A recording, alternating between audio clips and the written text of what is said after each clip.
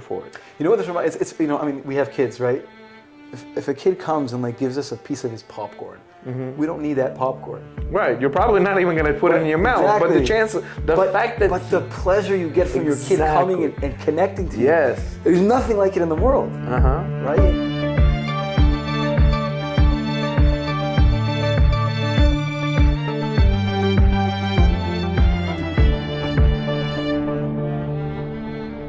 Welcome back, everybody. Welcome to the Pray Hard, Play Hard YouTube channel and podcast. Welcome to another episode of Parshah at the Barber, Parshas Ki Sisa. Welcome back, everybody. Smash that like button. Don't forget to subscribe. And please recommend to others. It always has been. It's free. Hopefully you find this entertaining and informative. The other way around. Good, nice one. Yes. Hopefully you find this informative and entertaining. That's right. Okay. Okay, let's get into it. This parsha is a heavy parsha. A heavy parsha. And every parsha has a lot of details that we don't brush up on, but hopefully when we go second cycle, we'll brush up on more and more details. Yeah, hopefully, yeah. Bezrat Hashem. So I'm going to do a quick summary of the parsha. Yes. And then we'll get to it. So first it talks about counting the Jewish people, how to do it with a machzis shekel, giving half a shekel. We're going to talk more about that. Then it talks about the Kohanim, when they would do the Avodah, they have to first wash their hands and their feet. That's correct. With the kiyar. Then it talks about the special oil that was, it wasn't just oil, there were some ingredients what they put on all the things in the Mishkan, all the Mishbeach, the Shulchan, all the utensils, and the Kohanim themselves. They also did. Then it talks about the Keteris, making the incense that was brought every single day in the Beis Hamikdash. It talks about Betzalel, the one who Betzalel and I'm forgetting the other person with him, Aholiyav ben Achisamach, I think. Both of them and a few choice, very smart men who were gifted by Hashem, mainly Betzalel, to make all the things of the Mishkan. It was very complicated. It wasn't a simple thing. And then it mentions Shabbos. It talks about the long story. It goes in depth about the Chet HaEgel, about the sin of the golden calf. Very, very sad. And then it talks about how Moshe Rabbeinu, Hashem wanted to say that he's only going to send a malach with us, not him himself. And then Moshe Rabbeinu kind of twisted his arm. Moshe Rabbeinu said, no, it has to be you. Right? And then I think Hashem acquiesced to him. Hashem said, okay. And then Hashem asked for Hashem to show himself to him, and he couldn't show himself. Only his back, whatever that means. He couldn't show his face. And Rashi says he showed him the kesher shel tefillin, right? Whatever that means. The strings, right? Yeah, the back kesher of tefillin. All this is obviously, kaviyachol. It's all allegory. Is that the right word? Anyway, it's just an example. Obviously, there's no physical. That is so interesting. I just thought about it. We put on tefillin to connect to Hashem, correct? Why does Hashem have a tefillin now? Who does he connect to? Well, it says that Hashem actually does, in whatever that means. Again, Hashem fulfills all the mitzvahs in the Torah. Whatever that means. This is all spiritual things.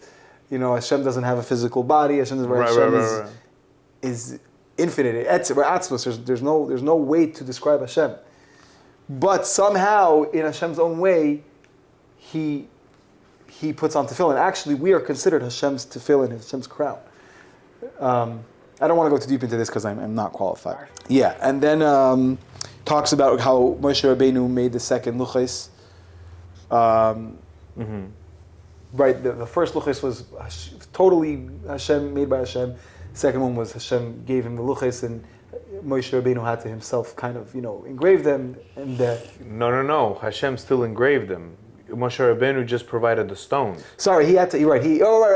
He Who carved came with out. him? Right. Who came with him? I don't know. The guy that did Yehoshua. Okay. Who was he? He was a stone worker. So it was perfect that he came with him.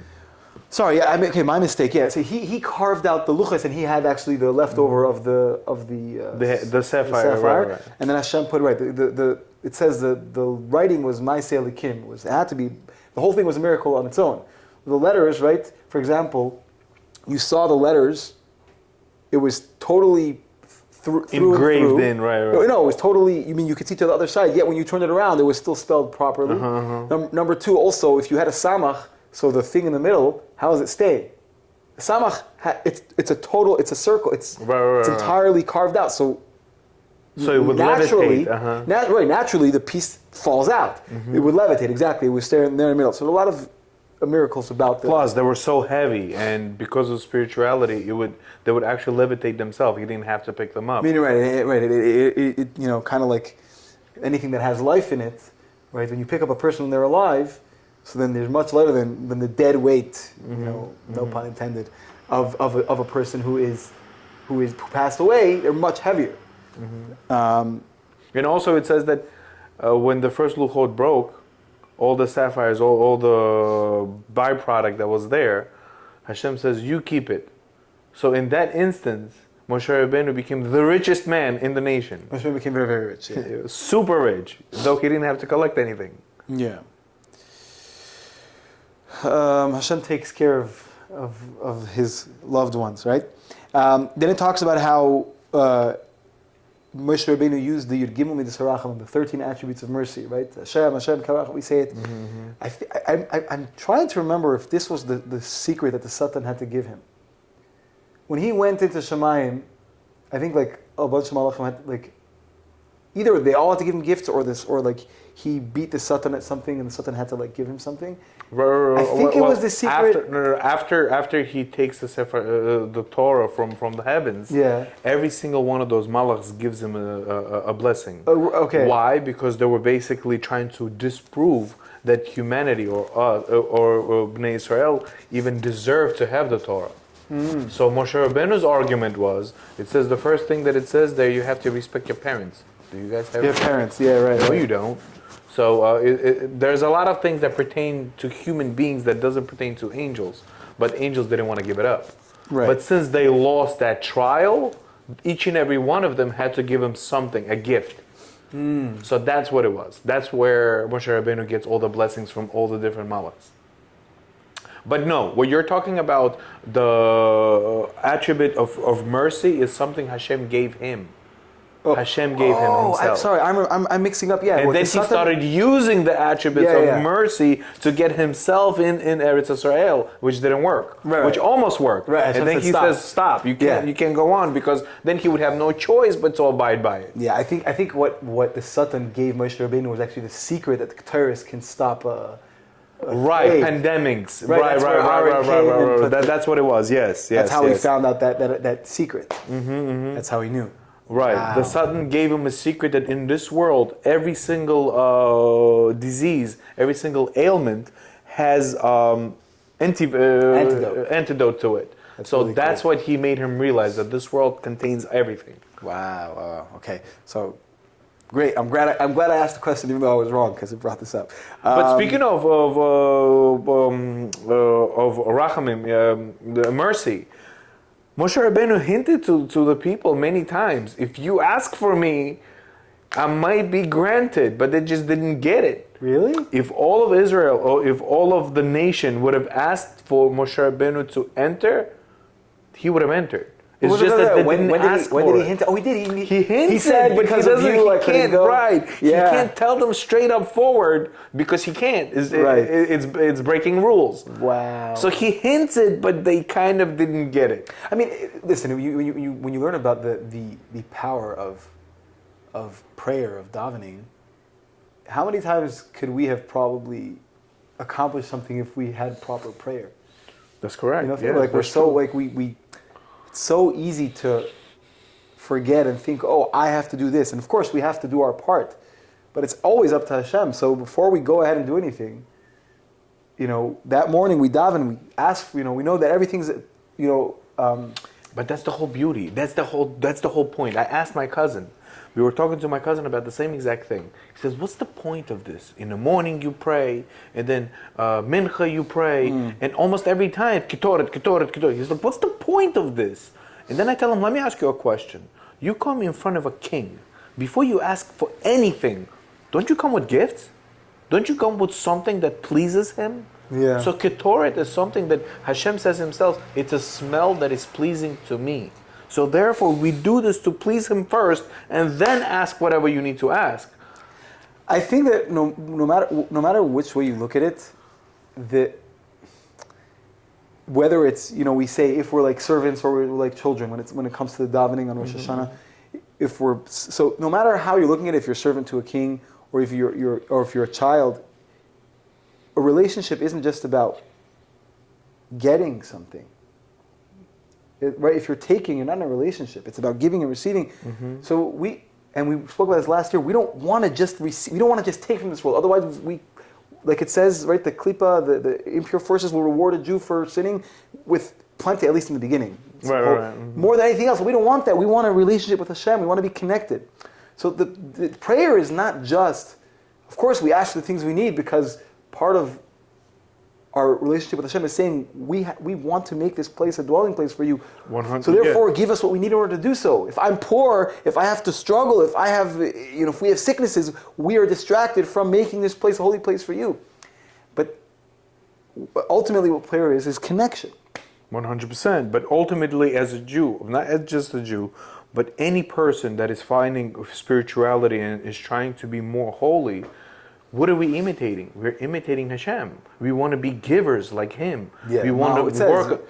So, Mahu Rachum, just like He's merciful, you should be merciful. Yeah. So by doing all these things, Ketoret and all that, He doesn't need our sacrifices. He doesn't need anything from us if you look at it from a bigger perspective. But by doing so, we're showing Him that we're trying to improve. We're trying to do what He does. We're trying to bring all this holiness into this world. And by showing any parent, he sees you doing the right thing, he'll reward you for it. You know what this reminds? It's we have kids, right? If a kid comes and gives us a piece of his popcorn, we don't need that popcorn. Right, you're probably not even going to put it in your mouth. Exactly. But the chance, fact that the pleasure you get from your kid coming and connecting to you. Yes. There's nothing like it in the world. Right? When your kid gives you a kiss on the cheek, your day will be fine without the kiss. But it just, it's love. You understand? It's not because what do I get at it? No, it's a connection. It's a connection to the person you love more than anything else in the world. 100%. And when you feel that, you want to do more for them. Exactly. Your heart opens up. Right. There's a mention of, I forgot where I think we mentioned it here. Yeah, it talks about there's two types of love. There's innate love. A father, a mother, a parent loves their child no matter what. But there's greater, sweeter pleasure that happens when the relationship is cultivated. When there's a relationship that's being invested in. It's a give and take, not just take. It doesn't take away from the love, but it adds to it. It's a greater love, right? When my child is successful and happy and he's good, and I see that, and we share a relationship. It might not be as innate, it's not as unconditional as the love I have for my child innately, but it's more intense. By the way, cute kid, man. He was so adorable. Baruch Hashem, Yes. Okay. Then Hashem mentions the miracles that's going to happen when we go into Eretz Yisrael, and that we shouldn't act like the Goyim, we shouldn't, learn from them, the idol worshippers in those times. Then it talks about it mentions Pesach, and then it mentions giving the firstborn to Hashem. So you have to... Buying them out, you mean? Right, so you have to... They really, the firstborn belongs to Hashem, so you have to redeem them. So you redeem the firstborn child. If it's a Yisrael, right? If it's a Kohen and Levi, you don't, because they already belong to Hashem, right? They serve Hashem in the Beis Hamikdash. And kosher animals as well, you redeem it. I don't know if you bring it as a korban. Korban, yeah. Right, and then there's only one animal out of all animals that we have to buy out the firstborn. Right, and it's actually the only non-kosher animal. Right. Which is a donkey, right? The donkey you have to So there was redeem. a question like that, since we're on the subject, just a little point. Out of all the animals in the world, which animal is considered spiritually on a higher level? Okay. So everybody's thinking, oh, maybe sheep because we sacrifice sheep. Right. But some other people think it may be something else, or dove, or whatever it may be, or fish because they're without a sin. Right. Really, there's no good way or wrong way of killing a fish. So maybe fish. Apparently, the highest one is a donkey, which is why it's the only animal that the firstborn we have to buy out from the Kohanim. I mean, there are that's interesting. There's references in. I mean, Mashiach is going to come on a donkey. It says, and also the ability of a donkey to carry a load is. I think it's one of the shvatim, but I'm not sure. I think maybe it was their son was a donkey. I often mix things up because there's so much information. Okay. But the donkey shows on the ability to study Torah to take on the yoke. Take on that the burden on the their burden of shoulders. learning Torah, learning Torah day and night, just like a donkey can handle a burden for very long hours. Wow, that's powerful. So yeah, there's definitely very positive character traits, really in all animals that we can learn from, even the non-kosher animals. 100%. We spoke about last week how in general, we shouldn't be attached to them, but yet there's so many different things about animals that we can learn positive traits from. The Shulchan Aruch starts like that. Because all of it is creation of Hashem. Right. And so He leaves His signature in everything He has created. We just have to look for it to find it. Even in our DNA, I was watching a video how they were explaining that this allele, this plus this allele, at the end of it all, when you put it all together, it's number 26, or the weight of it is 26. I was like, wow. And everywhere you see 26, 20. I'm like, wow, it's like in the code. It's in the code. Everything is coded. Everything is coded, and it lets you know where it comes from, Yeah, 26. All you have to do is just open up your mind and your eyes to see it, that it's there. Someone told me something very interesting. The Shulchan Aruch says you have to be strong like a lion, right? This guy said, what does that mean, strong like a lion? He said something I don't know where he got it from, but it was very interesting. Okay. He said, a lion, if you look at them, they're lazing around all day. Right. The second someone comes and shows he's stronger than him, that's goes what he lets crazy. everybody know, right? So he's saying when your Yetzer Hara comes and is trying to get the better of you, you have to be a lion. Say, no. I'm the master here. I'm in charge. You're not in charge. I'm going to get up out of bed. You're not going to keep me down in bed. Which is very interesting. And he mentioned the video how you see a person who a person who obviously, I guess, knows what he's doing with animals. I don't think anybody really knows what they're doing, but whatever. Right. He goes, he was, I guess, with lions. Maybe, you see some people, they have relationships with lions since they're little cubs. And I don't know what the case is. He goes over to, I didn't see the video, but he said someone went over to the lion and acted I guess he went in a way that's dominating. And the lion's and then all of a sudden he turns around and goes on his belly and acts all submissive, and the lion stops. He sees that idea. Oh, wow. So it's very interesting I would have to go and look up the video. I didn't look it up yet. Now, the next thing in the parsha talks about, it mentions Shabbos again, and then it mentions the three Yom Tovim, Pesach, Shavuos, and Sukkot that we go to Yerushalayim, right? We're supposed to go 3 times a year to Yerushalayim. Everyone's supposed to go up. It's called the Shalosh Regalim. And so when Mashiach comes, which holidays will still be around? so it talks about how really they're all going to be around, but it says that they're going to be, all of the Yom Tovim are going to be nullified except for Purim. Right. So what I just read, what that means is that, we're coming right after Purim, so it's interesting we brought this up, is that the revelations we're going to have in Mashiach are going to be so great that even though we're still going to we're going to do the commandments of the holidays, but they're going to be, when you put a little light next to a very strong light, you don't see the small light. Right. So the revelations of those are going to be obsolete. However, Purim, the revelations of Purim are still going to be so great that they're going to be relevant. Even when Mashiach comes, we're going to have great revelations. That's what it means. So no more Hanukkah. Again, we're going to do all the Yom Tovim, but the light that emanates from them are going to be not as great, not as relevant as the light of Mashiach.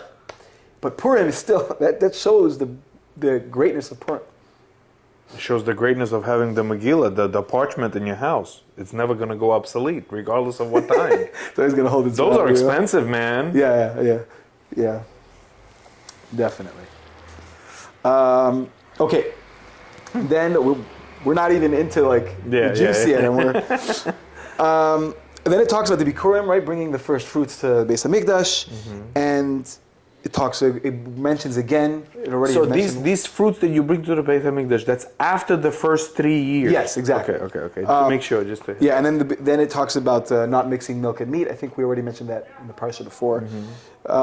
And then it talks about how Moshe Rabbeinu went up again for 40 days, 40 nights, right on the whole Torah. And when Moshe came down, first of all, he didn't stay with the rest of the Jews. He went out of the camp after the sin of the golden calf, and his face shone. His face was shining, and in general he had a mask.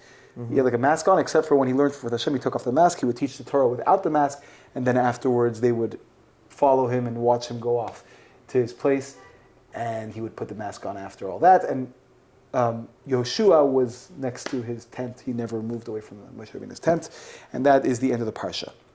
Yeah, but the Goim translated it as if it wasn't right. It wasn't shining. He got horns all of a sudden. So the reason why, like many mistakes, that the non-Jews have made with the Torah is because they don't know how to translate it, and because you can never really translate it one for one, because it's not the same language. This is one of the many mistakes they've made, is that they said. Amongst many others. There were horns. Yeah, they say that there were horns. Moshe had horns, therefore they think Jews had horns. I had a teacher who was in a very rural area in somewhere middle America, and someone came over to him and was like, "Are you Jewish?" He's like, "Yeah." He's like, "Can you pick up your hat? I want to see if you have horns." The guy never People believe in this? People who have never seen a Jew before in their life, they're not very educated. Yeah, That's crazy. It's funny, like. It just goes to show you how dumb people can be. Well, we have the kippah to hide our horns, Okay. Now we have access to a lot of information that people didn't have before. You'd think by now, I think people maybe, like my teacher when he was younger, and this is going back probably 20, 30 years, I hope by now people have enough access to information where they don't believe that stuff, but hate will make you believe all types of stuff. Yeah, that's true. Okay. Let's get into it. So, something very interesting here. It says in Midrash Tanchuma that Moshe Rabbeinu, even though they did count the Yidden, there's actually you're not supposed to count the Jews. It's forbidden to count people. Right, that's why they counted the coins. But it says that Moshe Rabbeinu actually asked Hashem, how am I supposed to count the Jews? It says that they're going to be as plentiful as the sand and the stars. So Hashem said, actually, if you look at the beginning of each letter of the Shevet, it's a hint to their amount. And if you looked at Reuven, right? Oh wow! Reuven is 200,000. I didn't think. Okay. Right. Shimon is 300,000, right? And then Levi is 30,000, right? Lamed is 30. So it actually already projected what their numbers would be just from the beginning of their names. Wow! I had no idea. So for the first time they were going to count the Jewish people, it was already predetermined. It was already there. Yeah. Now, it talks about just the idea of how to count. If you're not supposed to count people, you don't go 1, 2, 3. Some people go not. I mean, you see people going not 1, not 2. Okay, that's easy. But you can also use psukim that have, for example, for a minyan, right? You can use psukim. So the common one, and it's brought down in Kitzur Shulchan Aruch, is to use that's our minhag. Most people do that. That pasuk has 10 letters, so 10 words. So you count based on that. The Rashi brings down a different one, which is Va'ani berov chastecha avovitecha eshtacha va'el hechal kadshecha b'yartecha. So that's also another pasuk, and it actually is talking about, right? And I, with your abundance of kindness, I'm going to come into your house. I'll bow down to you, in awe of you. So that is actually talking about prayer. So it's actually, in a way, it sounds like it's more appropriate to count a minyan that way, because that pasuk is talking about prayer. Okay. But either way, most of our minhag is to do what Kitzur Shulchan Aruch says, which is Hashia Samecha. That's what most people do. But really, you can use any pasuk technically. Since we're on the subject, also in the future, David HaMelech makes that mistake. Yeah. He is to count his people, and he makes the mistake of counting them one by one. Yeah. And then he says that I thought it was only at the time of the Mishkan. Yeah. So it doesn't pertain to our times, but It- it's for yeah. all times. Yeah, it just goes to show how much we're on giants' shoulders, that we know all these things which the giants of Israel, right? They made mistakes on because they were, Torah was not as laid out as it was. There was so much of Torah that was still Masorah, was Baal Peh, was oral. Now we have it all written down because it's what's necessary for us, but we all know this, right? So it's just interesting. But what was the antidote for that, right? People started there was a plague, people started to die. Yes. The antidote was, Because you of mentioned that. this, Right. saying 100 101 brachas brachos a day, right. Right. So he countered it. He said, I will fix my mistake. Yeah. But mind you, each and every king of Israel had to write his own personal Sefer Torah. Yeah. Now digest that. Well, I mean, You write a book. If you write a book, a simple book, yeah. you know every single comma, every single dot, every single paragraph, where it started, where it finished, what it talks about. Correct? Well, I mean, I don't know. If you read a book, you're not If going to you remember. wrote the book, I'm saying. I mean, you're going to know it better than anybody else, but again, you're going to know it very well. Okay. Yeah. But for you to write a book, they had to write the whole Sefer Torah for themselves. So I'm wondering if, technically. In other words, it shows how much responsibility, how responsible they had to be. Yeah. Not only did they demand for the rest of the world to abide by them, but they had to abide by each and every one of them. So I'm and they were wondering- held accountable for each and every one of them. That's why, when it comes to David HaMelech, every little mistake was a big deal. Because he says, on your level, you're not allowed to make these mistakes. Right. So, in So general, they tzaddikim- are held accountable on the highest Yeah. level. It says tzaddikim are scrutinized. Like a Every little mistake that Like for an average person would be like, kechut whatever. asayra, a string of hair. Now, there's a lot of opinions. It's mentioned by actually a few different people that the shekel, that the machzas shekel that was given in that time was actually a shekel that was cut in half. Really? Okay. They actually, and the Chassam Sofer brings down, the Ramban brings down that actually the shekel that they had in the times of the Midbar, they didn't have any need for coins. They didn't have any need for money because They're in the had middle of a everything. desert. Yeah, but not only that, they had everything they needed. They had money. Their clothes grew with them. So what kind of transactions were happening? The only thing that was necessary was for Torah things, right? If you owed somebody money because whatever, you had to give them, or for machzas shekel, or whatever it was, for giving to the Mishkan.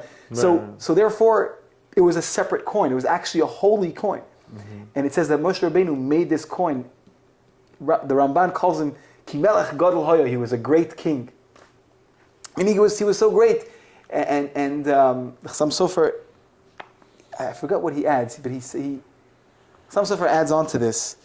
But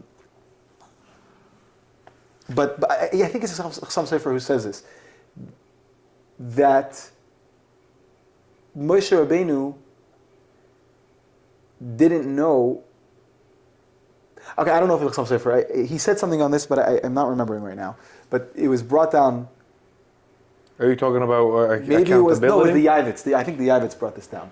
No. That basically Moshe Rabbeinu didn't know how to make this shekel, how to make this coin. So how to make the coin? So the question is, what's so hard about making a coin? Mm-hmm. So there's a lot of answers. One of the answers is, I think the Yavitz brings down, is he didn't know what to do because you can't put a face. Mm-hmm. So the question is, what do you put? And he didn't want to put his own name because Moshe Rabbeinu was a very humble person. Mm-hmm. He's going to write, Moshe. There's a few things he could have put on. Anyway, so Moshe. So it's interesting. What was on that coin? So it says Hashem. It says Hashem showed him a fire, a coin made out of fire. So what it said on the coin made out of fire, it says Moshe Rabban Shel Yisrael. It actually said Moshe, the Rab of teacher Israel, of the Jews. And I think maybe it said something else. Maybe it said Shekel HaKodesh on it, the holy shekel. I think. Let me look it up right now quickly. I don't want to. Since you, Paraphrase. while you're doing that, since we touched up about Moshe being the Rav of all of Israel, Yeah. it says that when Hashem appointed Bezalel, Sorry, to be one second. the head, It was the Chassam Sefer. I was right. Oh, okay. Okay, it was a It was Chassam him who said. The Yavit says something else, and I'm going to bring actually what the Ramban says. Very, very nice. Go ahead. Go ahead. What were you saying? Oh, so when Hashem appointed Bezalel as a head builder of the Mishkan, Hashem had to ask permission from Moshe Rabbeinu. Now, the Zeresh Shimshon brings down, what do you mean Hashem had to ask permission from him? Whoever Hashem appoints out to be the head builder, Moshe Rabbeinu is going to have to agree with it. Why It's just Hashem, the way it is. Why would he he ask him, right? Why would he consult him at the end of the day? So it answers that we have halacha, that if your Rav is present and somebody is asking a question, you cannot speak about it unless you have permission. Sorry.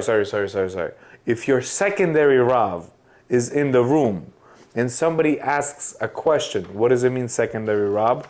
You have a major Rav who you learn most of your halachot from and everything. Rav from. Muvhak. Right. That's your. And then you have another Rav who you learn from, but he's not your main Rav.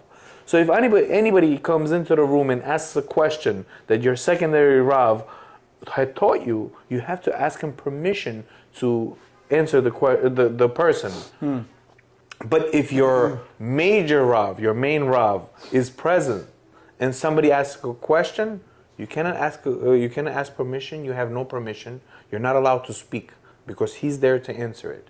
So the same thing with Moshe Rabbeinu. Moshe Rabbeinu was the teacher of all of the nation, but not to Bezalel. Why? Because Bezalel was endowed with all this wisdom from Hashem. So his main Rav is Hashem.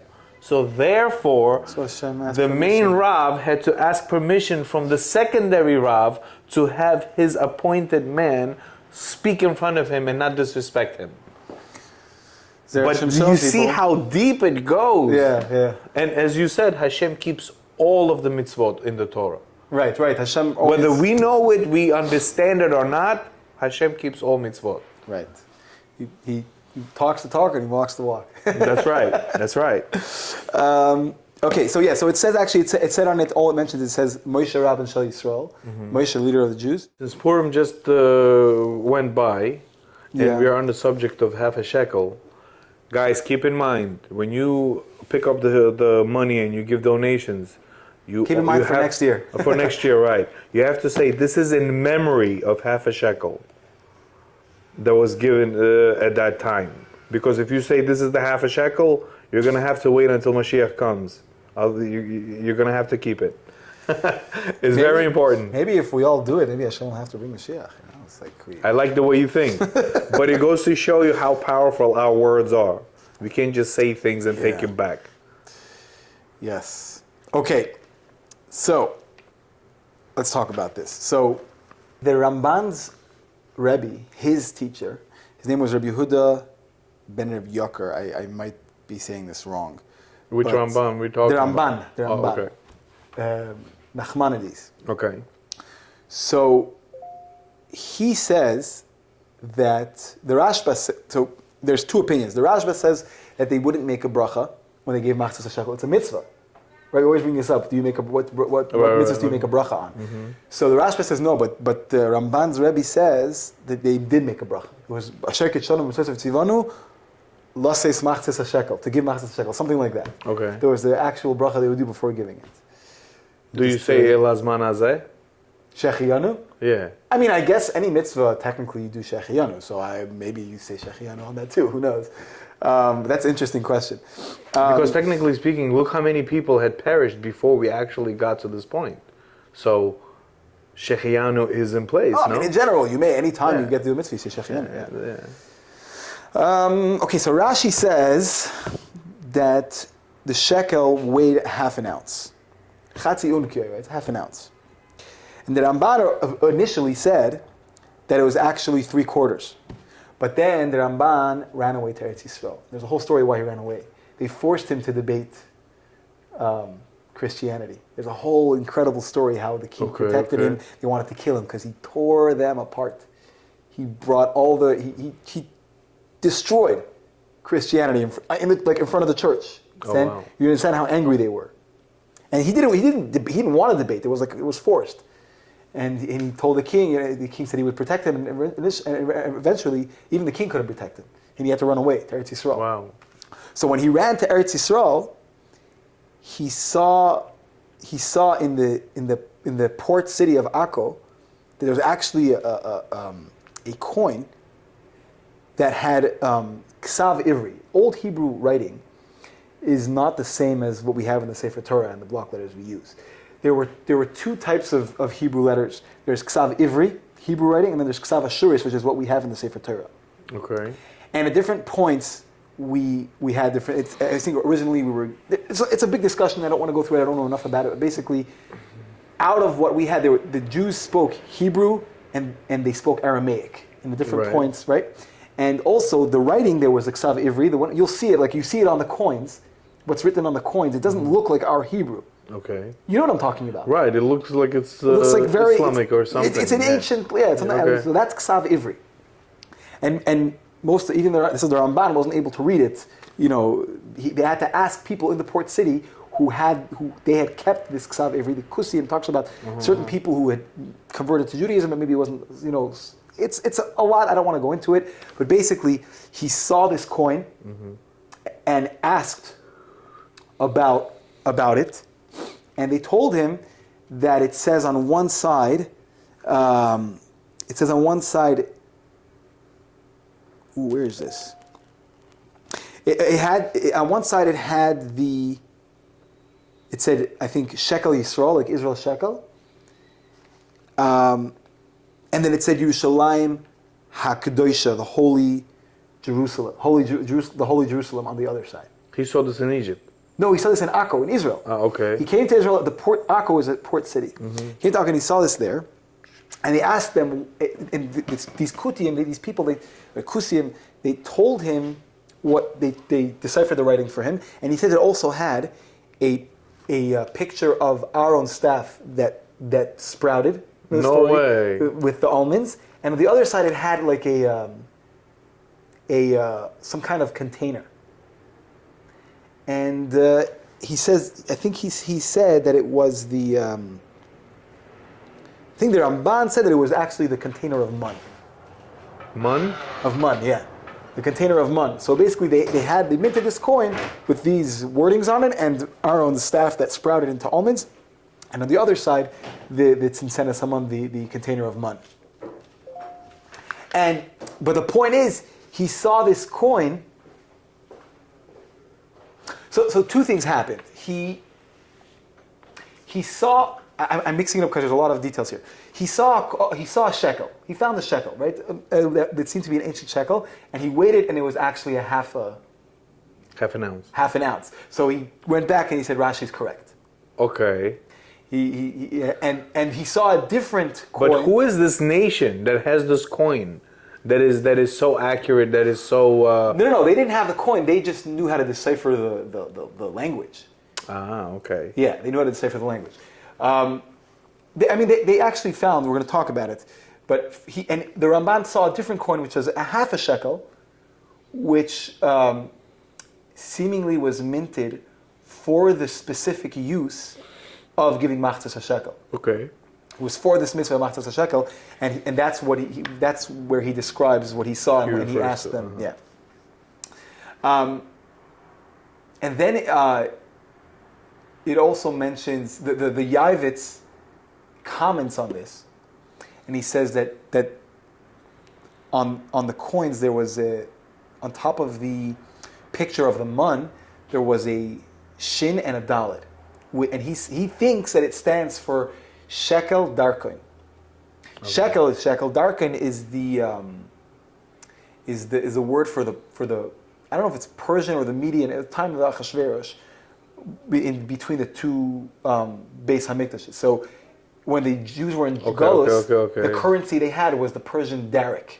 Okay. And I'm gonna put a link in the podcast, and I'm gonna put something visual on the on the video, On the so you can see what it's talking about. But basically, so they I guess I'm not sure what this means because it was obviously a shekel the Jews minted, but the Mishnah talks about how when they first came up from Golus, when they built the second Beis Hamikdash and they were doing the mitzvah of machzas shekel again, they started using the derek because that's what they had because they were coming out of Golus, and then how much did that eventually. weigh? It's a good question, but it wasn't about weight so much. The commentary on the weight was, I think, in the time of the Beis Hamikdash, in the time of the Midbar. But whatever coin they had then, it kind of shifted and changed. That's what I understood. The weight didn't always remain the same. They took the main coin that they had, and the half of that was what they gave.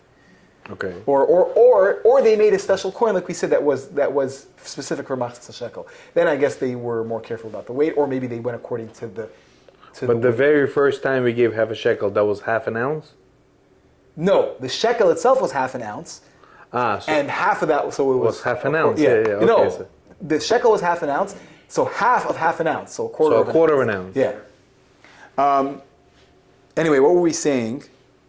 Anyway, so now they found in archaeological finds, they found coins that have similar. You can see the museums in Jerusalem, in Yerushalayim. They have coins that say, depending on which coin it is, but also it says, Israel shekel, and also Yerushalayim Hakdesha, and it has similar stuff. It shows, I think, pomegranates, and it shows like also some kind of goblet, something similar, and that's believed to be from the time of the Bar Kokhba vault, I think, where they made coins that there were different coins. There were also coins that actually spoke about the revolution itself. It said, freedom for Zion. A lot of interesting stuff, but I'll try to put some pictures on and some links for the show notes. The Chassam Sofer actually says that they never made a coin of machzas shekel. Okay. They never made a half shekel coin until the time of the second Beis Hamikdash. So therefore, it only makes sense that in the time in the Midbar, they cut it in half. Mm-hmm.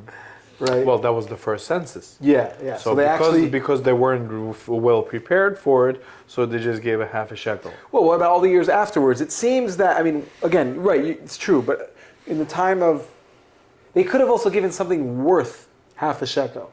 It didn't have to be an actual, but in the time of in the Midbar, it says that at that time it was necessary to be silver half a shekel, because they would use that silver in the Mishkan for different utensils, for different things. So it had to be specifically what it was. So there's a story that Rabbi Yehuda Assad,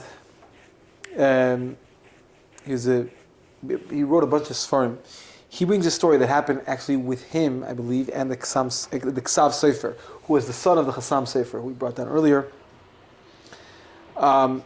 There was a meeting of a bunch of rabbis. It was like I think over 150 rabbis in one place. It was a big convention in Hungary.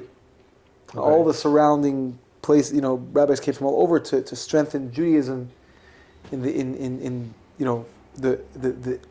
general situation of Judaism. They came, to discuss, to make rules and to figure out what should be done. And this was happening in Budapest. The meeting was happening in Budapest. And Rabbi Yehuda Assad was there he was a rabbi, I think at the time, I'm not sure, I don't know, he was born in Hungary, he ended up being a rabbi, the Rav in Duna-Szerdahely in Slovakia. Okay.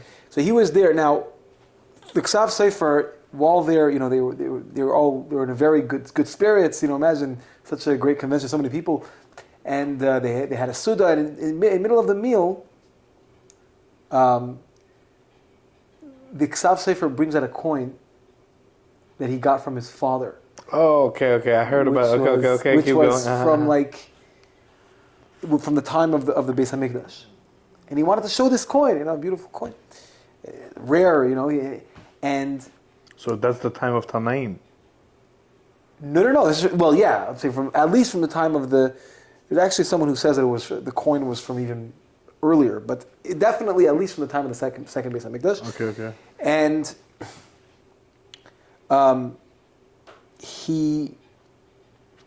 they were passing it around. All the rabbis wanted to see it, and at some point, It got disappears. lost. Uh-huh.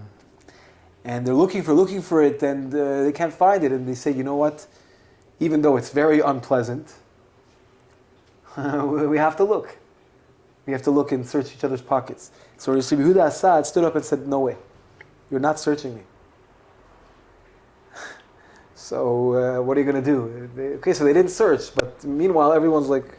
What do you mean? He's the only one that doesn't want to be searched. This guy, obviously they didn't want to suspect him, but They didn't want to accuse him, but it looks very bad. Eventually, one of the maids over there who was cleaning up found it in one of the plates they were about to throw away by mistake, and Baruch Hashem, they found it. So after the whole thing was cleared up, so some people went over to Rabbi Yehuda and said, well, why didn't you want you to be searched? So he said, I had the same coin, but I didn't want to show it to anybody because I didn't want, once he already showed it, I didn't want to lessen the excitement that was happening because it was one of a kind. So I didn't want to be like, oh, he's not the only one who has the coin. I believe, I didn't say, I heard the story is a famous story, but he was planning on showing it too, but once he showed it, he was like, okay, I'm going to give him the... Right. He wanted him to have the mitzvah of doing so. Right. So at that point, he didn't, they're going to think it was it. Whatever the case is, just in order to preserve the honor of the Ksav Sefer, he was ready to give up, but he didn't want to search him. Anyways, it's a beautiful story. It shows a lot about judging people favorably, not suspecting people, even though sometimes it seems like they're for sure guilty. Anyway, we're moving on to in the pasuk we said, right, it talks about washing the hands and the feet. Before we move on to that, I just wanted to add, all the half a shekels that were collected, they weren't collected for Moshe Rabbeinu. They were all collected because they were going to melt it down and make different utensils and different things that were used in the Mishkan. The one thing that Moshe Rabbeinu forgot about was actually silver. He forgot where he put or what he used 1,000-something silver coins for, or a weight of 1,000-something coins. And the people were actually, they weren't going to hold him accountable for it. But he himself felt so guilty. He's like, where in the world did that go? Because he wanted to give an account of everything that went in. And then Hashem reminded him. He said, don't you remember you made the little loops for the curtains? Were made out of that. So it went there. And then one of the layers, it was gold, wooden, and I think it was silver as well.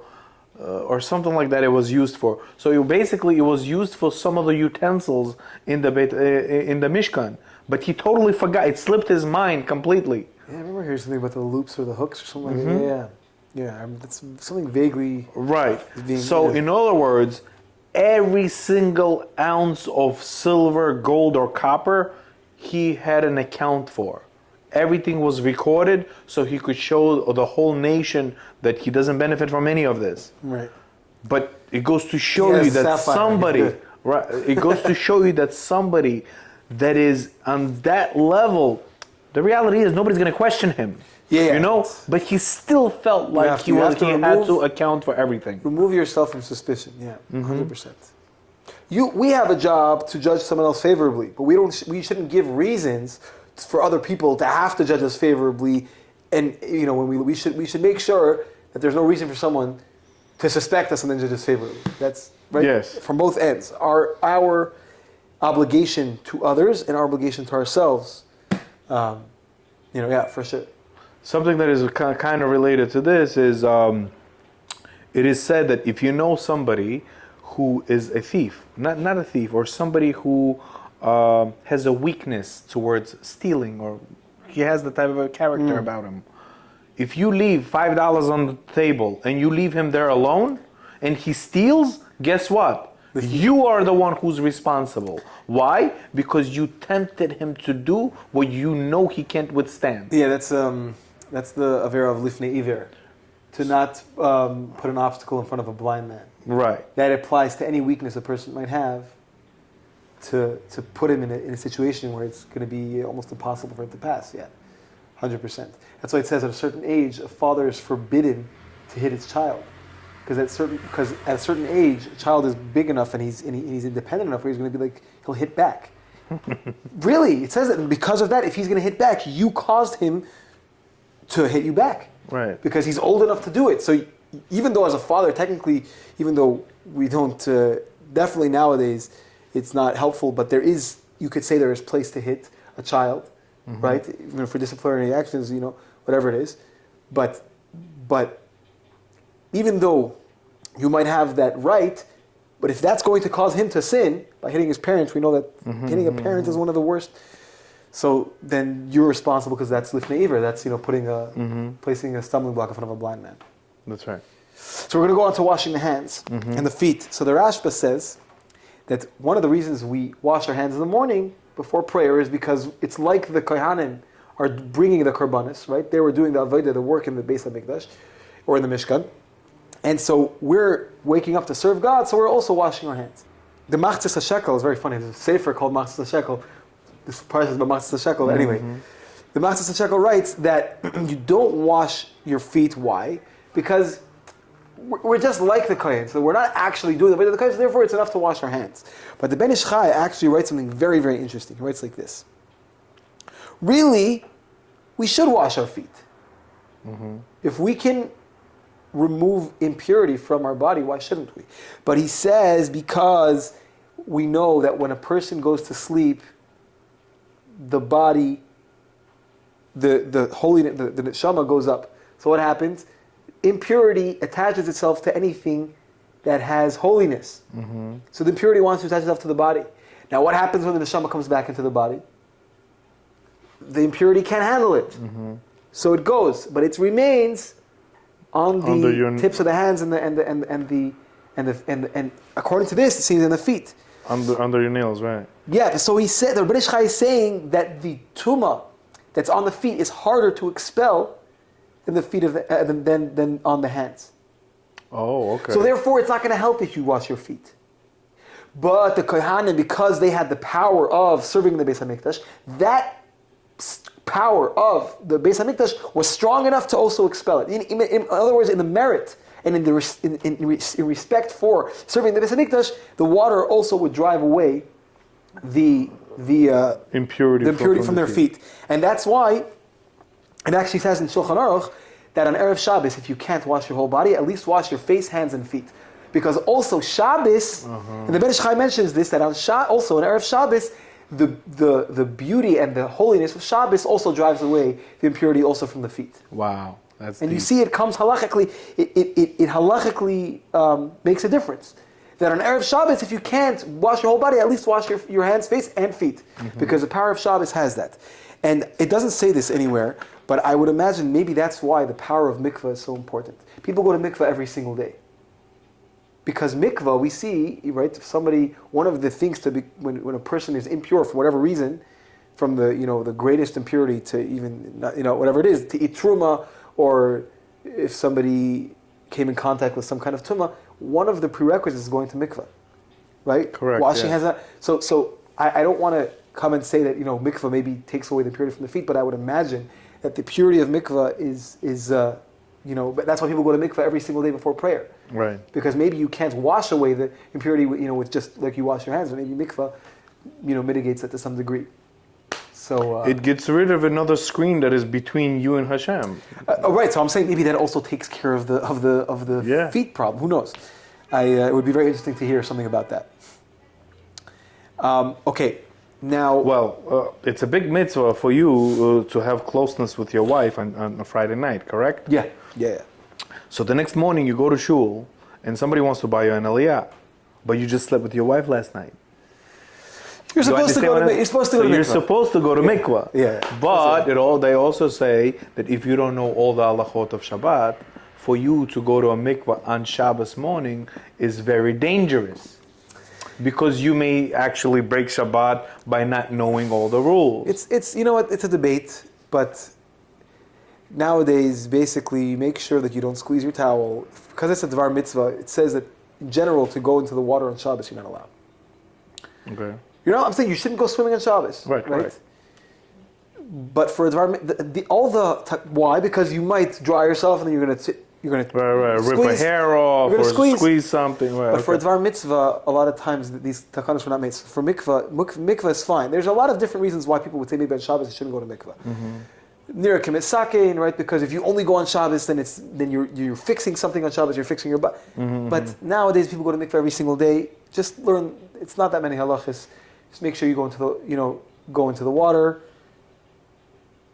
And don't just sit in there, to enjoy the hot water, because then it's not for a mitzvah. So go in quickly, come out, and don't squeeze your towel. Some people will say, if you different opinions, your hair, you can, you shouldn't move around your hair. You can dab your hair, whatever it is. It's okay to go to mikvah. Just do some research. Ask your rav. You can call your rav. Say, what do I need to do in order to go to mikvah? Go to mikvah on Shabbos, and just do your homework. Oh, I remembered something since we were on the subject.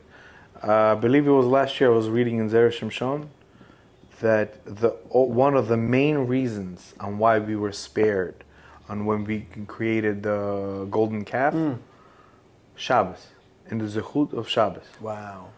Because when the tablets fell, everything was scattered. The only thing that stayed together was the word Shabbos. No, that's incredible. The angel of Shabbos, or Shabbos itself, complained to Hashem, said, before you gave him the tablets, there was no such thing as Shabbos.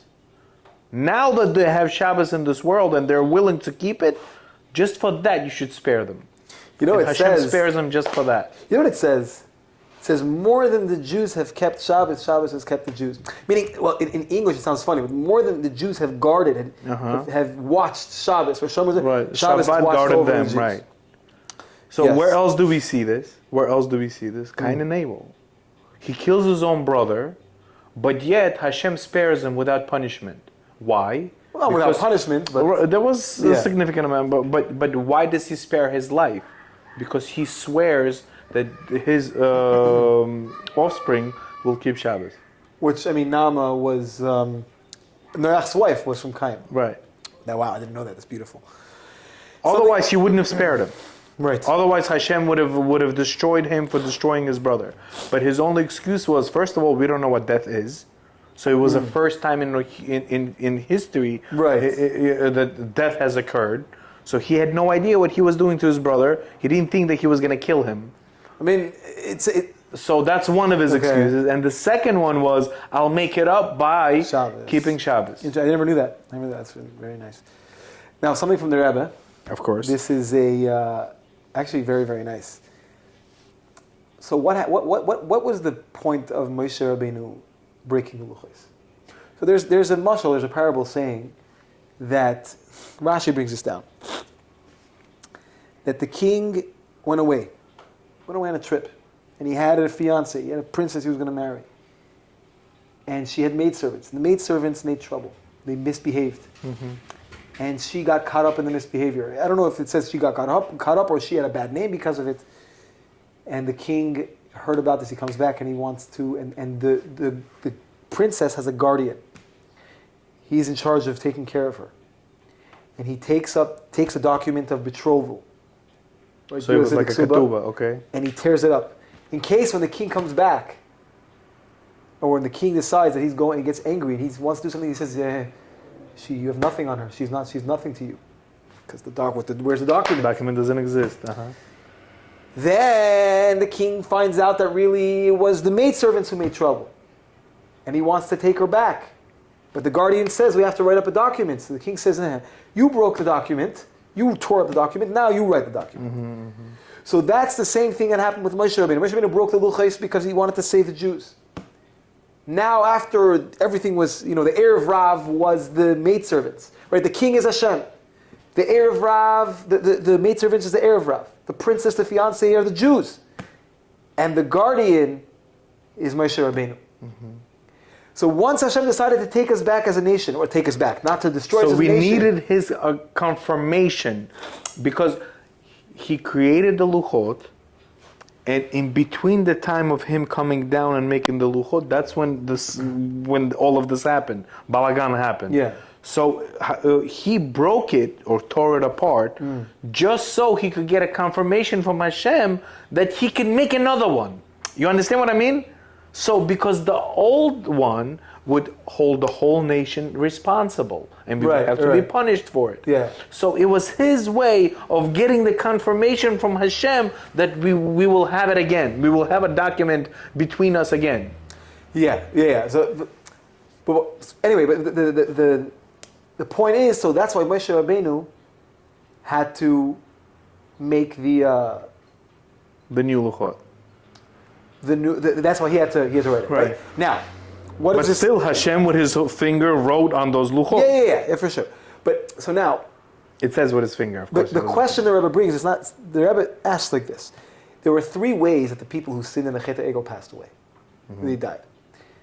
If they had witnesses and they were warned, right? So then based in, right, then they died by the sword. If there was, I forgot what it was. If there were witnesses but they weren't warned or whatever, one of the conditions weren't there, then they died by the plague. And then the last thing was, if there were no witnesses and there was no, right, if there was nothing but they sinned, so Moshe Rabbeinu, he ground up the gold, he put it in water and he gave them to drink. And they died, the people died, whoever didn't have witnesses and weren't warned, they died like the Saita dies, right? That the water itself confirms or whether they sinned or not. But it's very interesting because it says Ha'am, the nation, by the death of the plague and the sword, it says Ha'am, the nation. But by the water, it says Yisrael. It says the Jewish nation. Why? Because the heir of Rav got killed in the plague and they got killed by the sword. But the water didn't kill the heir of Rav, it only killed the Jew. What's the reason? Because since the heir of Rav are the maidservants, and the wife, the fiancée, the princess, the king's wife is only the Jewish people, a maidservant doesn't get checked by the water, by the sight of water. Only a wife gets. Right. So because. Whoa! That is so deep. Wow. So exactly. So because the water. So it wouldn't have any effect on the. It didn't have an effect on because they're maidservants, because they're shvaches. Yeah. They weren't actually Hashem's betrothed, Hashem's beloved, and so therefore only a Jew could die by the water, by drinking the water. Crazy. Wow, you just gave me goosebumps. Insane, right? Insane. Wow. I saw this, I was like, it made me so happy. Like, I mentioned this, we learned Torah, sometimes it just makes you happy. This was that moment. This was that moment. Wow, I got goosebumps. Anyway, we're almost out of battery, so let's finish up. Guys. That was it? Thank you for tuning in, Oh, okay. Thank you for tuning in. If you guys made it to the end, you're absolute legends. Do your own research on the Parshah. There's so much more. We're only hitting the tip of the iceberg. That we are. Hopefully you found this entertaining. Hopefully you found this informative and entertaining. That's right. Smash that like button. It's free. Hopefully we'll see you next week. And Shabbat Shalom. Shabbos.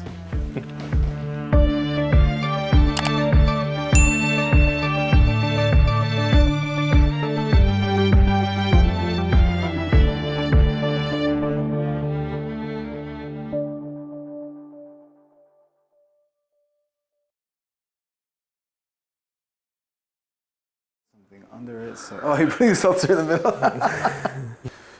Toyota Camry, Baba. Toyota. Okay, so we're back. Back again. After a bunch of haircuts. Not a bunch. It was only one haircut, After bro. 2 haircuts. Wow. Okay, so ready? Of course. Are you ready? Let's do it. Let's do it. Let's do it. Okay.